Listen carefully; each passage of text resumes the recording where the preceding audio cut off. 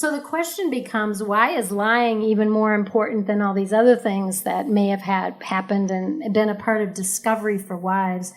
And I believe the truth is, and the pain is so great, because when you know you have been lied to or deceived, or, the truth has been covered up, you then don't really know what, if anything, of your life has been real.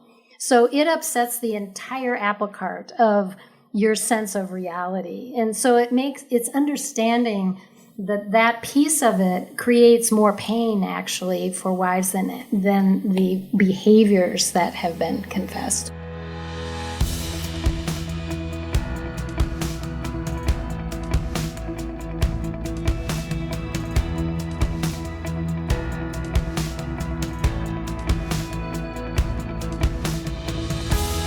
Welcome to the Faithful and True podcast. We are here today with Debbie Laaser, the Director of Faithful and True, and Dr. Greg Miller, as always, our host. And we're excited about today's show because this is one of those subjects that we've been getting a lot of. When we opened up the opportunity for viewers and listeners to submit ideas for our podcast, this is one of those subjects that came up, didn't it? Absolutely. And it is really foundational about this idea. What we're going to be talking about today is the importance of being truth tellers, living honestly, living transparently. So we're going to take some time talking about the reasons that sometimes we are resistant or reluctant to being a truth teller, and also the chaos and the pain that it creates for others when we don't. And in fact, this is something, Deb, that you've been thinking about, and you see that it is a significant part of working with women. So why don't you just start with, what are some of the consequences if someone isn't living in truth? Mm-hmm. I want to back up for just a minute to share that. I don't know how many years ago, it was probably about 15, maybe more, I don't know, that Mark and I had established a definition of sobriety here at Faithful and True, which was FAN. No, it wasn't FAN. It was, well, never mind. Oh, gosh, can we start over? MAP. Sorry. MAP. So we were interested in whether activities of masturbation, affairs of any kind, emotional or physical, or pornography were stopped for the men that we were serving. But along the way, what we realized, and I realized working with the women, was that lying was really the bigger issue. And so we added L to our acronym for sobriety and turned it into the word LAMP, which is now what you use when you teach men. Right. So the question becomes, why is lying even more important than all these other things that may have happened and been a part of discovery for wives? And I believe the truth is, and the pain is so great, because when you know you have been lied to or deceived, or, the truth has been covered up, you then don't really know what, if anything, of your life has been real. So it upsets the entire apple cart of your sense of reality. And so it's understanding that piece of it creates more pain, actually, for wives than the behaviors that have been confessed. Right. Well, and I've even heard you talk about the fact that most of us have this intuitive knowing, that we have a sense of what is going on. And theologically, it is God's Spirit, God's prompting in us. And so what can happen is, if we are in a place where there's deception, we begin to question or not trust that part of us that is perceiving accurately, but is being told that what we are perceiving is not accurate. And a lot of times it can simply be kind of an intuition that something is off. Something isn't measuring up, that something doesn't seem to be congruent. And then when we are told that we are seeing something wrong, or it's being dismissed, it makes perfect sense that it creates a lot of chaos. And it is this internal disruption that we're experiencing. Yes. I do talk about that when I come to the men's workshop and explain why not telling the truth is so damaging. And in fact, I liken it to probably the worst thing we can do for someone is not validate their reality. And being a mental health therapist, I think that's become even more evident to me. And sometimes the things we diagnose people with, I often wonder if the real root of a lot of that is they have not lived in truth. In their own home, parents have not been necessarily honest about struggles they're going through, but kids have been there and intuitively sense that there's something wrong. They just don't know what it is. And so again, I think because God so longs for us to live in truth, that our soul seeks that truth. And our internal reality and the spirit that's speaking to us is giving us these hunches and red flags and gut feelings about stuff. That's what we call them. But I really believe it's the spirit working within us saying, hey, pay attention to this because I want you to learn something here. And then our outside world and the people talking to us are telling us something different. So that tension of the internal, external world in us, when it's not matching up, I call it, you call it chaos. I think most women call it, I feel crazy. And there's a craziness that starts developing within them with this tension that is really unsettling. And I think it also can present in terms of physical symptoms within our bodies, and what's interesting to me is meeting new wives on this journey before they know the whole truth oftentimes.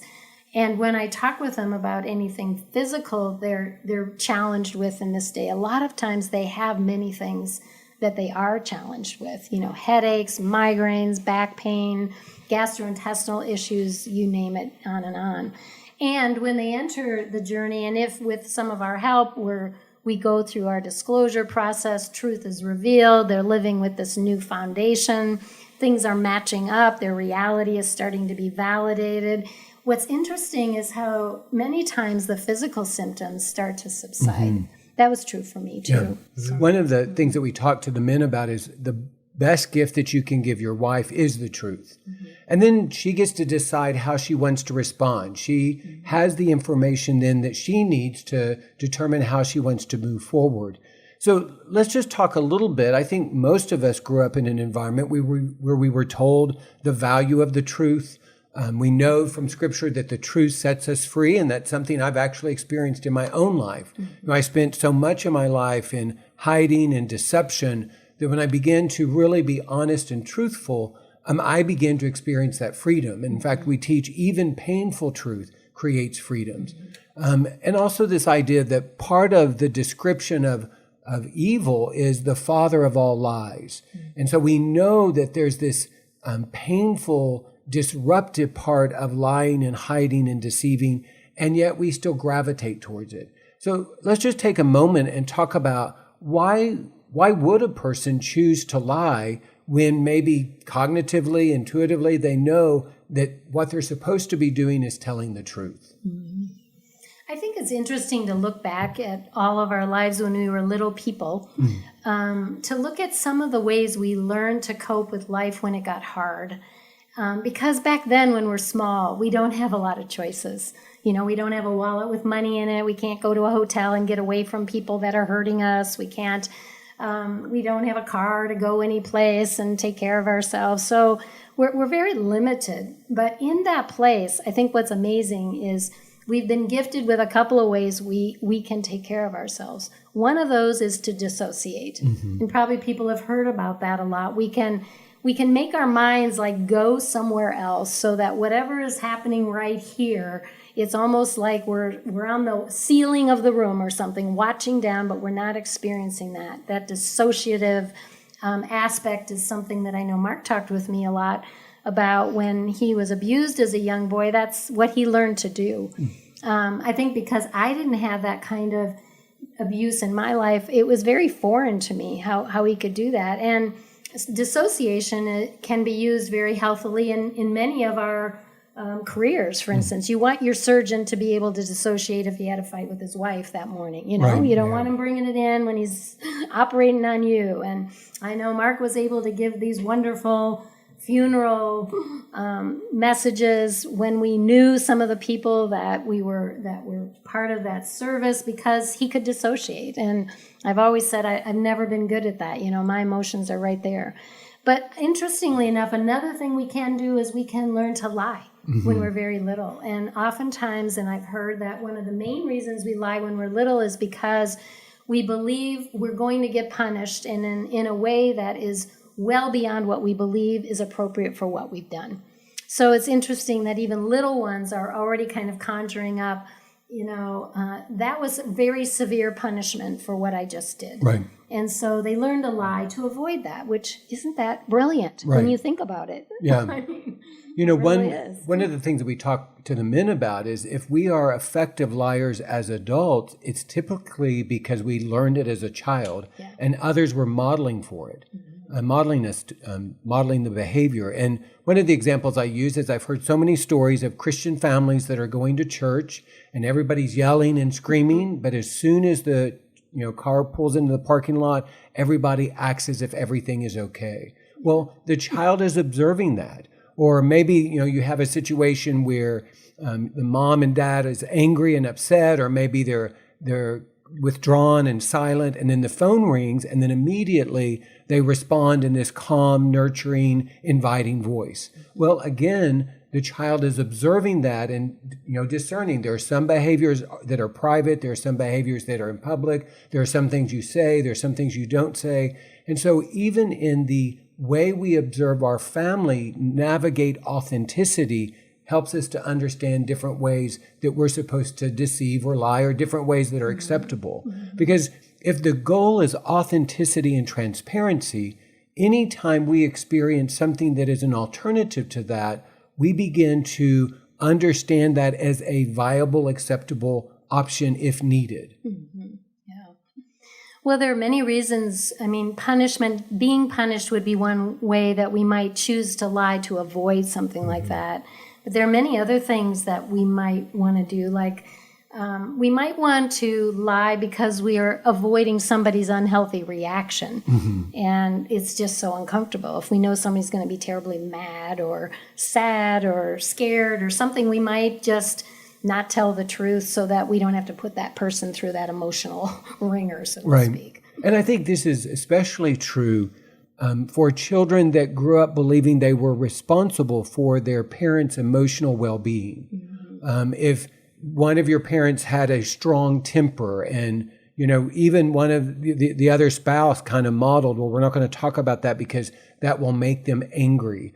In my case, my mom struggled with depression, and one of the messages I was given is don't upset mom. Well, as a little boy, I began to learn what news might upset mom. And I wanted to be a good son and I wanted to love my mom well. And so holding back information was actually, in my way of thinking, an expression of love. Kind of one of our family rules was if you love someone, you protect them from your pain. And how do we protect someone from our pain? Is we keep it to ourselves. So it's amazing how there can be some actual expressions of love, even though it is distorted, that is seen as hiding and lying. If I love you, I'm going to hide because I don't want you to be angry or I don't want you to be upset. And we can begin to learn that early on in our lives. And that's part of, I think, also the men that come here, and we're encouraging them to be honest with their wives. I know some of them come from 12-step meetings that will remind them, don't tell them anything more. You've already hurt them enough.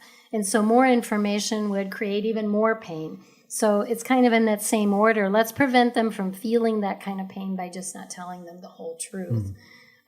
Again, we need to make decisions about ultimately what is the best. To be a truth teller, and can someone handle that better than handling this dissension between internal and external reality. And our belief here, of course, is they can handle that with support of other people. Well, and I've heard you talk about the difference between hurt and harm. This idea that the truth may hurt and it is never harmful. Whereas lying and deception, that is what is harmful, because like you say, it robs people of their reality. It robs them of their opportunity to make decisions based upon the information that they have. I think you know what I say better than I say, what he said. Whatever he said, I probably said that at some point. So what I'm hearing you say, too, is lack of transparency can be the same as lying. I mean, if you're not really being truthful about something because you're thinking, no, this will either anchor them or hurt them, so I won't divulge that part of my story or what happened. And that can be in the same boat as having lied to them. It's kind of more about not committing to the truth by omission. We're not telling what's not true necessarily, but we're also not mentioning what is true. What is true, right? Well, and I use the image, I was like an illusionist, where I would get Beth to look over here and distract her by this and keep her from seeing whatever's going on back here. And we can get really good about that. In fact, I tell the men, if you have to tell a bold-faced lie, you're kind of an amateur. The professionals know how to set you up in such a way that you're not even looking in the right direction or asking the right questions, because you've learned to not trust yourself in knowing what is going on or trusting that intuition. And so it's not just bold-faced lies. We talk about sometimes denial is about denying something. You're asked a question and you just say, no, that's not my history, or no, I didn't do that thing, or no, I don't know that person. But another way that we do it is we minimize. We might acknowledge, yes, this thing happened, but we try to minimize the significance of it. Yes, I know that person, but we're just friends. And that minimizing is very chaotic because it hints at the truth, but it's not a full acknowledgement of what the truth is. And then we also talk about when we rationalize. So we try to use some sort of logic to explain our behavior. So therefore, we're not living in the full truth of the behavior and the consequences, and even the reasons behind the behavior. And then another way that we do it is through some sort of sense of entitlement. And we're able to say, you know what, I deserve this. And so therefore, even if I'm going to talk to you about it, it's going to be through this filter of entitlement that doesn't let me live in the truth of it. We often tell the guys, whatever is true is true. So you can rationalize it, deny it, minimalize it, or justify it, but it's still the truth. And it's that truth that we owe to the people that we love. I think, I just obviously made a list of a lot of things I thought about when we would choose to not tell the truth. And I think another one that comes up for me is when we want to do something and we don't quite have the right criteria, we're not the right age, the right height, or the right something or other, we might start to lie about something so that we can get a result. We can get to do something we want to do. I think about going to those parks, where you have to be so tall to do get a on the ride, or you have to weigh so much to get into this or whatever. And never had that problem. You had that problem. And how did you handle that, Randy? No, You told your kid I've you always gave had them enough shoes weight. with a couple of inches on their heels so they could be a little Stood taller. on my tiptoes a lot and rocks my pockets. But there are lots of little ways like that maybe even as parents we're encouraging our kids. It's okay to not really be truthful in this situation because I know you really want to do that or whatever, so we might lie about that. I remember lying about, back in my day, wearing tennis shoes to school was not acceptable. I know I'm showing how old I am, but that was true. And I remember packing them in my backpack so that we could sneak them on, sneak our sneakers on. Oh, that's how they got their name. Yeah. Okay. But it was also a way of lying just to get to do something I really wanted to do. So. Right.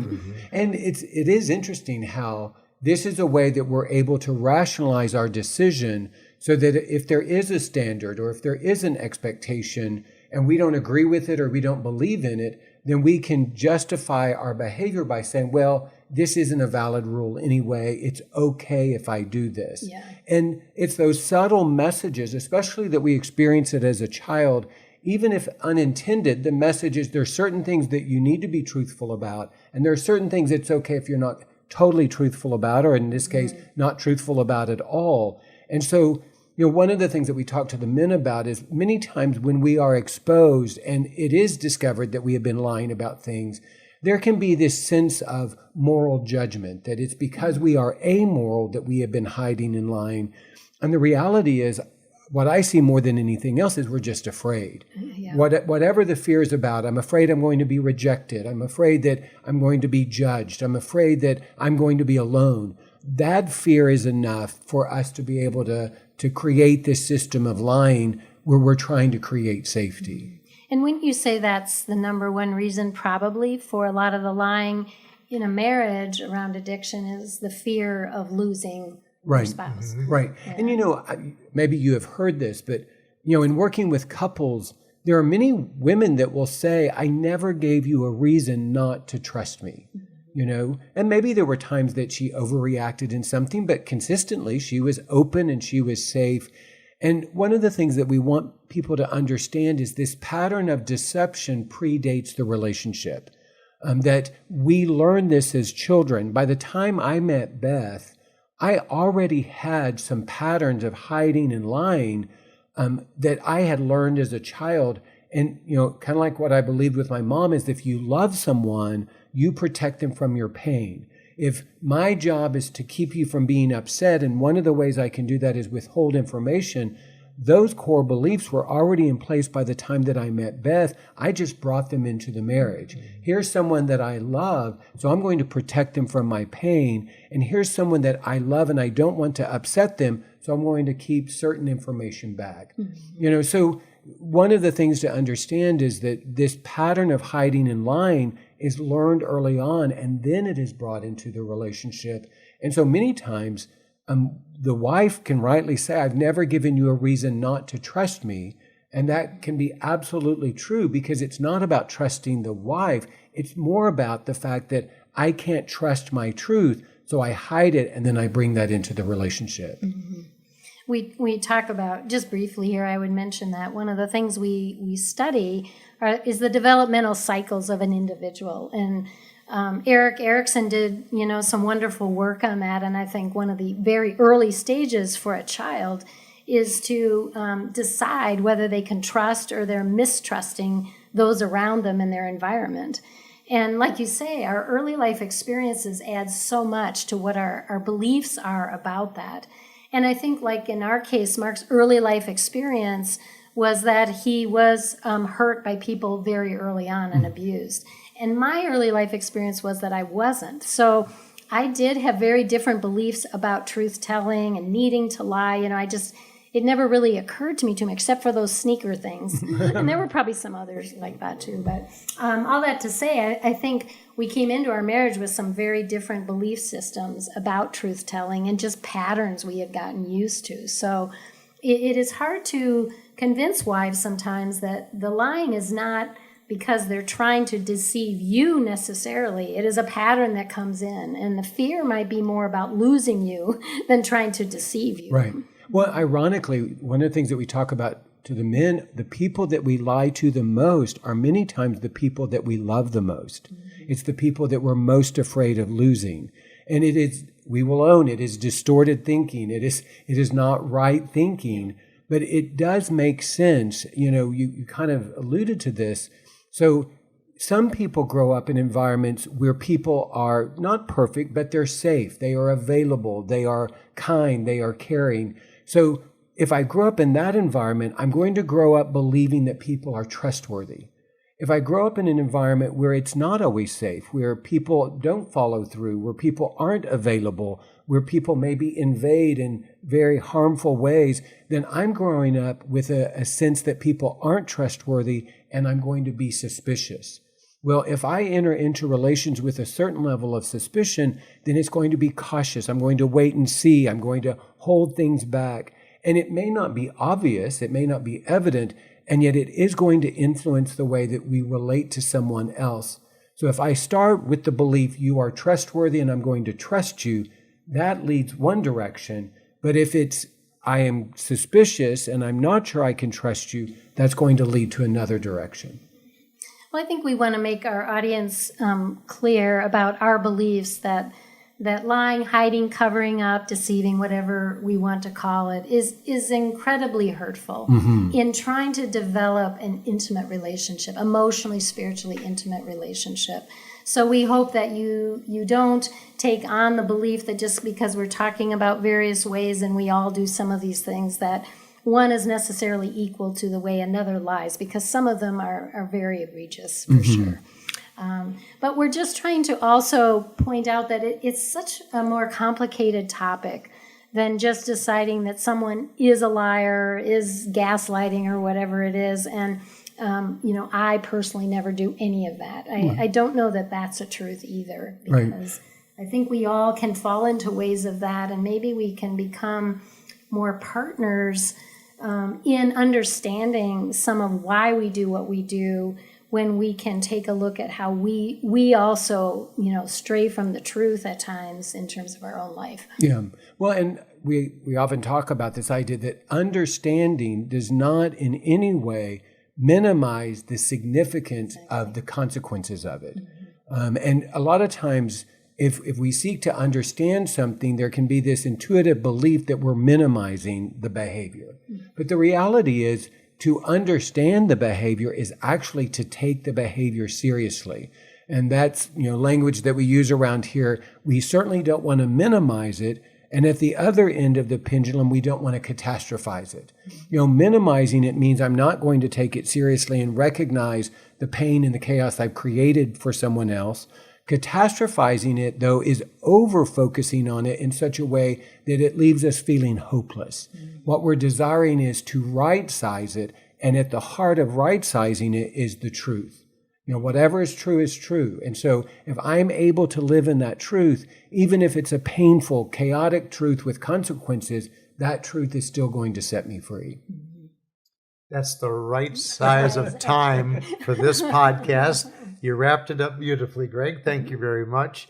But what is also true is I think there's a lot more to discuss about this subject. Sure. And so we're going to have Deb come back for another podcast with us where we can continue this conversation and some other areas that we can explore about being a truth teller. We'd like to thank you for joining us today on the Faithful and True podcast. We hope that this show has been beneficial to you. We hope that you've also had the opportunity to visit the Faithful and True YouTube channel, where we're pleased to see that we are growing in our subscriptions. Like other podcasts that are out there in the real world, we are dependent on you to give us your support, to view our podcast, and to click that like button and that subscribe button. We appreciate it greatly. So until we join you again, we hope that this coming week for you is going to be a week that's filled with many blessings and great vision.